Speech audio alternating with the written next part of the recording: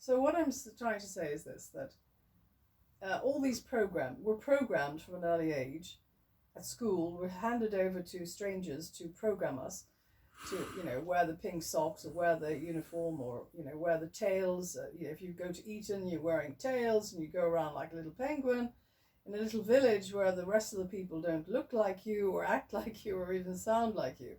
But you're forced to wear this penguin outfit and because you're at Eton, and it's a uniform, and that uniform represents something. But who says so? I mean, who decided that?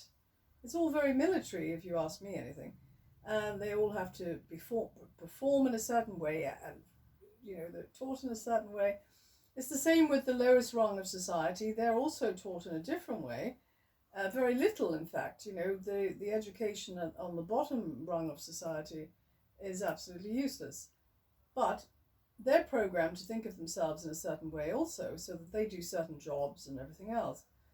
So that there's a variety of people doing various jobs on the planet, which is fair enough. But if you're looking back at the individual, the individual human being, and our purpose as an individual on this plane, and we are in a bubble and we are moving through space. So when we take it in that context, in that vortex, it brings to us the realization of our forefathers who had nothing and they'd have to go out and hunt for it. They wouldn't think too much about going out and hunting. They wouldn't think, oh, well, I must blah, blah, blah, and think like this and, put on my pink socks and whatever. They would just get up and do it, and they'd come back and they eat it, and then they would survive. And they lived in caves and they didn't need houses, and so nowadays there's too many frequencies interfering with our own frequency, and that's what causes dis-ease amongst people, because it confuses them. And now with the 5G and everything else, that is a very powerful frequency, which literally gives people headaches. I mean, since I've had 5G, I get headaches on a regular basis, and because I have my phone next to my bed, I get woken up at 4 a.m. like some sort of robot, and that's never happened to me in my life before. So from now on, I'm going to turn off the Wi-Fi and I'm going to put my phone in another room and see how that see the effects. Maybe they'll change. I don't know. And since I had COVID, for example, I've gotten this sort of eye sort of thing, which I never had before. When I was in hospital, I got that, and they've given me antibiotics for it and everything, but it doesn't work.